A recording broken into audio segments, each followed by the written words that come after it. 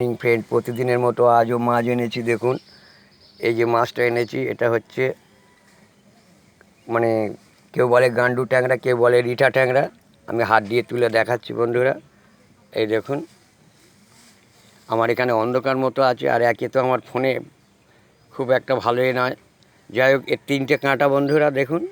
এই একটা কাঁটা, এই একটা কাঁটা, তিনটেই কাঁটা দেখুন দেখাচ্ছি, একটা দুটো তিনটে। যাই হোক, আজকে আমার অনেক সকাল সকাল ছবি ভিডিওটা করছি। আর এটা নদীর মাছ, তিনটে কাঁটা। এমনিতে মাছটার টেস্ট আছে খুব। কেউ বলে রিঠা ট্যাংরা, কেউ বলে গান্ডু ট্যাংরা। ট্যাংরা অনেক রকমের আছে। এটা একটা আলাদা জাতের ট্যাংরা। ট্যাংরা আছে অনেক রকমের, পাঙাশ ট্যাংরা, রিঠা ট্যাংরা, গান্ডু ট্যাংরা ও আট ট্যাংরা, দিশি ট্যাংরা, সোনালি ট্যাংরা, পাতাসি ট্যাংরা, অনেক রকম আরও ট্যাংরা আছে। যাই হোক, এইগুলোর নাম করলাম আপাতত।